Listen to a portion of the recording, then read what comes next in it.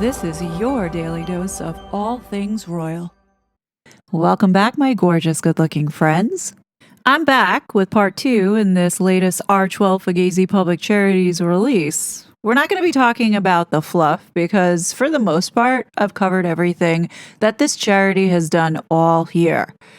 But we're going to take a look at the overall essence and focus as to where FARCEWELL may be heading. In my opinion, this so-called impact report from FARCEWELL Foundation now sneakily flipped to FARCEWELL Philanthropies in what looks like a desperate dodge to fool the IRS as well as the US government. Like every other Fugazi report, it's nothing but a glossy pile of self-congratulatory bullshit packed with feel-good fluff but hiding the real dirt on their shady political games and censorship pushes. To me, bragging about their 5th year with all of this showing up and doing good nonsense feels like a total smokescreen for what they're really up to, which is funneling donor cash into radical leftist agendas, meddling in U.S. politics, and eroding our First Amendment rights under the guise of online safety and fighting misinformation. As I've discussed in previous videos about the resurgence of foreign influence censorship efforts, it's becoming clear once again, just as I've highlighted before, that Harry and Meghan, along with others in this ecosystem, have shifted their focus. They're now prioritizing pressure from new legislation framed as child safety, while pushing for greater control over AI algorithms, access to user data, including your children's, and the content people get to see online. The seemingly harmless, heart-tugging campaigns from FARCEWELL are pure deceptive marketing. Please, don't be fooled by these manipulative tactics. Harry and Meghan recently announced they're transitioning to a fiscal sponsorship model for their so-called Fugazi Foundation, now rebranded as FARCEWELL Philanthropies. This is essentially a continuation of what they've already been doing, which is serving as a conduit to funnel money towards progressive causes aligned with globalist agendas like the UN Agenda 2030. It is conceivable that this structure could open doors to funding from foreign entities, such as the UK government, the UN, or the World Health Organization, allowing them to support U.S.-based groups that undermine American sovereignty. With the Trump administration cracking down on questionable nonprofit funding flows and the potential money laundering schemes via taxpayer dollars, many of these foundations are now redirecting resources more discreetly. FARCEWELL appears to be following suit in order to stay under the radar, and that's exactly what we've witnessed this year. But mark my words, Meghan Markle will most definitely resurface rearing her ugly-looking head prominently in 2026, aggressively promoting child online safety initiatives to ram through restrictive laws, just in time for the midterms. If you haven't picked up on it yet, the Democrats, as well as the leftists overseas, are recycling the very same playbook that they used in 2018. We must raise awareness and make a lot of noise about it because the left is relentlessly working to enact these regulatory controls in the United States. Now, don't get me wrong, I don't deny that real harms exist online, but it's hypocritical for the very people causing or exacerbating much of that harm to lead the charge on solutions. Harry and Meghan are particularly poor spokespeople for this exact cause. I mean, they've contributed significantly to the online toxicity themselves while trampling on Americans' First Amendment rights, like my own. They exemplify why we should view anything they push with deep skepticism. It's rarely about genuine good intentions, but rather about manipulation and influencing outcomes. Always remember that that is what Harry and Meghan are about. Now, a couple things that I want to point out about this report that I think people need to keep at the front of their minds. This report makes no mention about the core focus when they first started, which was tackling mis and disinformation and hate speech and misogyny. Okay, essentially wanting to silence critics for disfavored speech. There is no mention of Harry's milestone being on the Aspen Commission on Information Disorder and putting out a report that recommended people's rights somehow be reduced or penalized for disfavored speech. We cannot forget that because these people just want to swipe it under the rug and pretend like it never happened. The harm that they had caused over the past 4 years needs to not be forgotten. Because if we forget it and let it slide, it's bound to happen again, which is what we are seeing right now with what they are doing. But this time, the pressure is coming externally. They can't get away with it here in the United States because of our First Amendment. But if we have other countries be the big bad bully and pressure these social media companies, which is what we are seeing with the DSA and the UK Online Safety Act, they think that they're going to be able to topple the First Amendment that way. And that's the effort and work that we see going on with Harry and Meghan, oh so quietly, under the radar. Their plans have zero intention on stopping, but it does appear that their focus is going to be working with the global community, not so much here in the United States. As it says here, looking forward, the Archwell Foundation's work in 2025 has shown that by championing global mental wellness, supporting families navigating life online, empowering women and girls, and responding to communities in moments of crisis, ambulance chasing, we can create lasting impact. Bullshit. This work now continues through Archwell Philanthropies, which builds on the foundation's efforts to deepen partnerships, broaden our global reach, and meet the evolving needs of the communities we serve.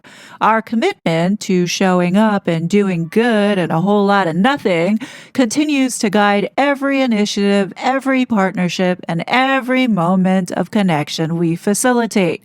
Together, we are building a world where everyone feels seen, supported, and empowered to thrive. Yeah, I think we can all see that this is a whole lot of horseshit that they have fed to the public. I mean, it's laughable, truly laughable. But we have to keep talking about it because we cannot let them get away with it. So, flipping over, staying on the same path of their goal and focus of getting regulation pushed through, Senator Eric Schmidt from Missouri had put out a letter on December 18th to Elon Musk. And I'd like to read it to you, or at least portions of it, so you can see that the U.S. government is pushing back and fighting against the threat that these European countries like the UK and the EU is having on our First Amendment rights. Eric Schmidt begins this letter. Mr. Musk, I write to express my grave concern regarding a serious threat to America's freedom of speech and sovereignty, foreign censorship of American speech. The EU's fine against X is the latest example of foreign regulators seeking to impose their censorship regimes on Americans' online speech by strong-arming platforms like X into adopting draconian left-wing speech mandates. We must confront and defeat this global censorship industrial complex that menaces our citizens' liberties from abroad. During the Biden administration, the United States government unconstitutionally conscripted social media companies into suppressing American speech, particularly speech from the political right, and sought to quash Americans' fundamental freedom to debate, dissent, and speak their mind. But the freedom of speech is not just vital to the health of our constitutional republic. It is also a natural, inalienable right. As the Declaration of Independence powerfully explains, governments are instituted among men to secure rights like the freedom of speech. So while the powerful have always tried to censor their critics, like Harry and Meghan, the American tradition recognizes every citizen's natural right to speak freely, especially when those in power disfavor that speech. That is why I'm concerned that foreign regulators have adopted the Biden administration's model of a censorship industrial complex to create their own similar regimes. The European Union's Digital Services Act, Britain's Online Safety Act, and similar measures in Australia and Brazil to censor American speech. These foreign censorship regimes threaten American speech in two ways. Number one, foreign governments forcing social media companies to adopt global algorithmic censorship policies that will suppress American speech. You know, those pesky algorithms that Harry and Meghan are always complaining and talking about. And number two, foreign governments coercing social media platforms to censor specific Americans and their speech. Thus, social media censorship by foreign governments threaten both the fundamental liberties at the heart of the American political tradition and America's sovereignty. We must fight back. I am increasingly alarmed by foreign governments' recent attempts to suppress and censor speech, not only in their own countries, but also in the United States. As the Missouri versus Biden lawsuit I filed as Attorney General of Missouri exposed, the Biden administration and federal bureaucracy worked with a vast array of left-wing NGOs to create a vast censorship enterprise facilitating social media censorship that Harry and Meghan were a part of. That covert scheme of censorship with social media companies led to the suppression of truthful information, such as the inefficacy of masking children against COVID-19 and the Hunter Biden laptop story. The system functioned by coercing and cajoling social media companies to censor disfavored speech, which overwhelmingly meant speech from the political right. These efforts marked a significant shift from government officials merely registering their disagreement via the bully pulpit. Instead, the government built a censorship industrial complex to impose sweeping narrative control through algorithmic manipulation and behind-the-scenes collusion.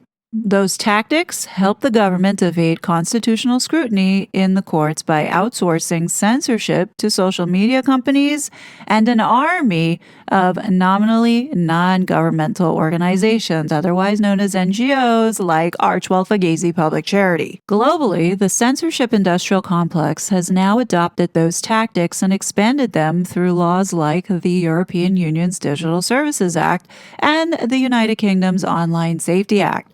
Those new laws take the Biden administration's behind-the-curtain censorship apparatus and put it center stage by mandating strict content moderation rules and sicking an army of hard-left NGOs on social media companies, like Archewell Foundation, now called Archewell Philanthropies, otherwise known as Archewell Fugazi Public Charity. The EU's Digital Services Act, DSA, creates a legal regime that forces social media companies to censor Americans' online speech through both targeted removal requests aimed at specific American content and broad-based algorithmic censorship that will demote EU disfavored speech.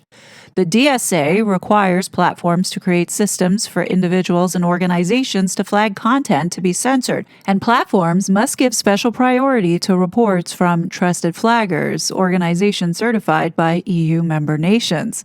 Of course, these trusted flaggers are uniformly pro-censorship, and since they are certified and often funded by their governments, they have strong incentives to flag speech critical of their government handlers' preferred narratives. And the platforms, in turn, have a strong incentive to capitulate to trusted flaggers because of the DSA's mandatory arbitration system. Under the DSA, if a platform declines to censor flagged content, the flagging entity can petition to an arbiter to dispute the platform's decision. But only arbiters certified by the EU are allowed to hear those disputes. Worse still, if the platform loses the arbitration, which is virtually guaranteed because EU governments will only certify like-minded pro-censorship arbiters, then the platform must pay for the arbitration. That system stacks the deck against free speech. Platforms face enormous pressure to acquiesce to censorship demands for government-approved NGOs or run the risk of litigating any disputes before a kangaroo court of government-approved arbiters and paying for their own punishment. This whole system is like a complete racket, like a total mafia set up in order to shake down these platforms for money. The regulations on very large online platforms, otherwise known as VLOPs, like X, are worst of all. Under the DSA, VLOPs are online platforms with at least 45 million monthly users. The DSA requires VLOPs assess whether any systemic risks in the EU stemming from the design or function of a platform service and its related systems exist. In conducting that assessment, the DSA instructs VLOPs to focus on information which is not illegal and to pay particular attention to misleading or deceptive content, disinformation, any actual or foreseeable negative effects on civil discourse and electoral processes, and hate speech. The DSA also requires platforms to specifically know where algorithmic amplification of information, in other words, the reach of content, contributes to systemic risk. That requirement directs companies to assess not only how content produced within the EU contributes to systemic risk, but also how the algorithm's treatment of content from around the globe, such as the United States, that reaches Europe, contributes to systemic risks. The DSA then requires companies to implement mitigation strategies to counteract those systemic risks, such as by updating terms and conditions, adopting more stringent content moderation policies, and changing enforcement procedures. But because the DSA does not clearly define what constitutes systemic risk, EU regulators have significant leeway to pressure VLOPs to do the EU's bidding. Combining the fact that social media companies usually only have one terms of service agreement that governs globally with the DSA's requirement that social media companies must counteract systemic risk from content originating in the United States spilling over into the EU. The DSA requires social media companies to algorithmically censor American speech according to EU diktats. And VLOPs will censor Americans upon pain of ruinous DSA fines and punishments. Violations incur fines up to 6% of global revenue, and repeated violations can result in EU-wide shutdown. The system thus creates a strong pro-censorship bias. If platforms don't err on the side of censoring content, including American speech, they risk crippling fines and sanctions. I'm telling you, folks, this is the grift that the EU has come up with. Because it doesn't matter. They're going to go after these platforms and fine them for every little thing because they're greedy bastards. They also want to put Elon Musk out of business. You see, they're not doing this bullshit with Blue Sky. No, they're not even touching them. But they're going after Musk because they want to shut him down. Now, remember, according to those whistleblower documents, Archewell was in bed with the CCDH in the Kill Musk's Twitter plans. That's where the inception for this parents' network came to be.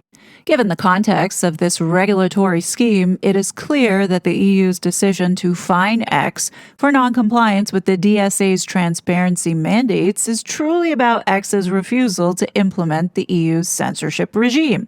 Indeed, the DSA's transparency mandates are means to enforce the Act's other requirements, such as giving the trusted flaggers the data they need to systematically harass pro-free speech platforms like X. Similarly, the transparency requirements enable the EU to collect data related to enforcing algorithmic censorship on VLOPs. The fine was therefore merely the latest step in the EU's campaign to force X to submit to its algorithmic censorship regime. Any lingering doubt that this fine was truly about speech and censorship is put to rest by the public reporting indicating that the EU views this fine as part of its broader efforts against X's hands-off approach to policing user-generated content, i.e., X's refusal to algorithmically censor American speech according to European bureaucratic diktats. The import of the DSA system is clear. Europe is not content merely suppressing their own citizens' content. Instead, just like the Biden administration, Europe wants to conscript social media platforms into a state-sponsored censorship industrial complex, undermining Americans' natural rights to free speech, conscience, and expression. Now do you understand why I will not let this go? As an American, this is our fundamental right that God gave us, and the fact that we have scumbags like Harry and Meghan who felt so entitled to take many of our voices away. No, I'm not going to let it go. I'm going to be the biggest thorn in this couple's side in 2026. Unfortunately, the EU is not alone in its pursuit of authoritarian speech codes, as Britain, Australia, and Brazil have all recently attempted to censor American speech. The UK's Online Safety Act, OSA, presents similar issues as the EU's DSA. And Britain's online speech regulator, the Office of Communications, otherwise known as Ofcommunists, recently embarked on a campaign to enforce that law against Americans exercising their free speech rights here on American soil. Unfortunately, the censorship is unsurprising, as the State Department recently noted that the human rights situation worsened in the United Kingdom over the past year, in large part due to serious restrictions on freedom of expression, including enforcement of or threat of criminal or civil laws in order to limit expression. Australia has attempted similar censorship against American citizen speech, including on X. Australia's e-safety commissioner, that Julie Inman Grant, who is an actual American, has demanded X take negative action against posts from U.S. citizens posting from U.S. soil and threatened X with daily fines if it did not comply. These censorship demands come after the e-safety commissioner, Julie Inman Grant, who is an American, previously issued a global takedown order demanding X and Meta censor videos proving an attack on a Christian church was an Islamic terrorist attack. Brazil has also tried to censor speech originating in the U.S. For example, Brazil has issued global takedown orders against online speech from users on U.S. soil. Perhaps upset that Americans refuse to acquiesce to their petty tyranny, these foreign censors held a confab at Stanford University's Cyber Policy Center titled Compliance and Enforcement in a Rapidly Evolving Landscape. Remember I talked about this?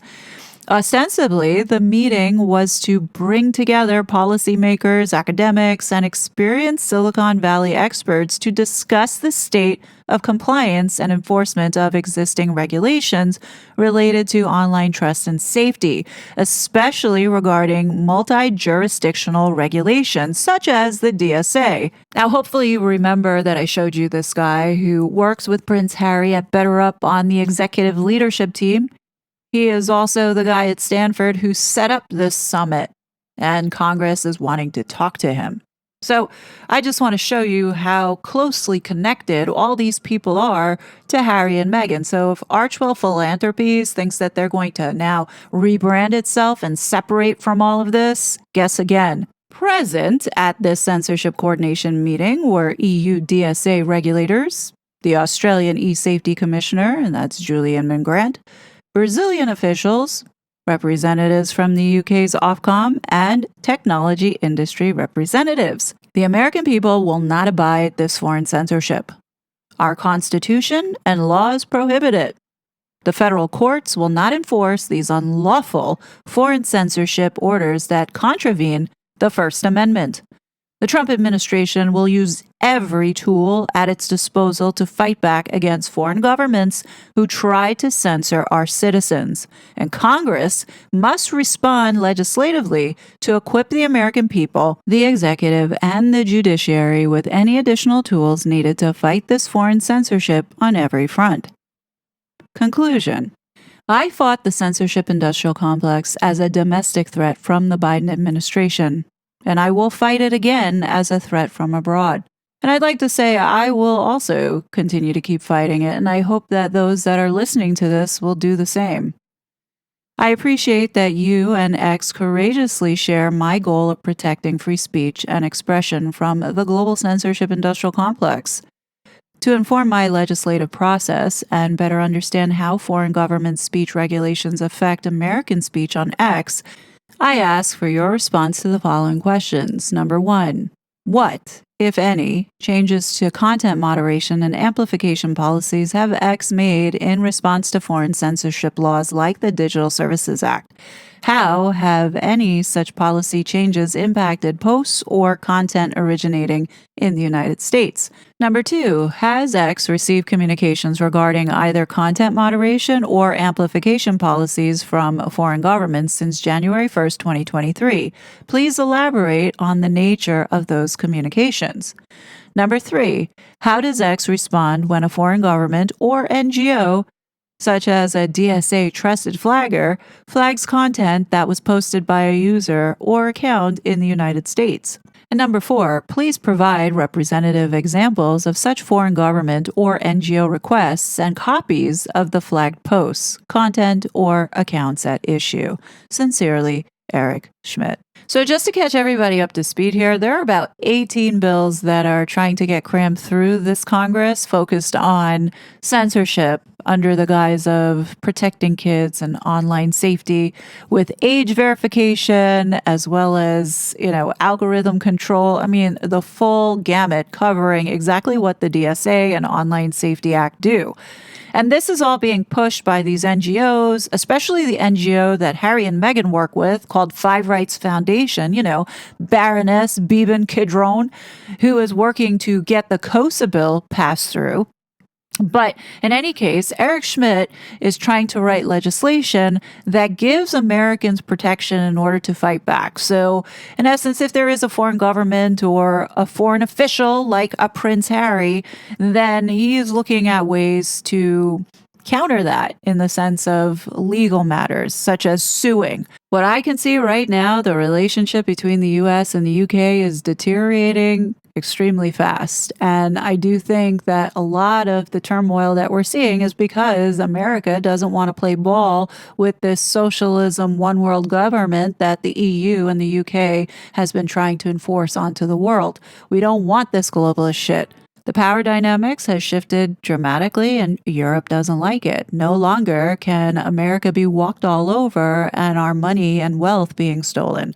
So, tough titties. But that's all I got to say about this. It's important that we do watch FARCEWELL Philanthropies and every move that they make and who they partner with, because it is clear they are still a part of this complex. They've just shifted to doing this very much under the radar and in secret. When you think about how close we were to losing our fundamental freedom, we got to thank God every single day that Donald Trump is in office. Because Kamala Harris was very much on board with following suit with what the UK and EU had been doing when it came to regulating speech online. We would have lost our fundamental freedom had she got into office. So, we got to be grateful. But we still can't take our eye off the ball because these people are still very much aggressively trying to take back this power.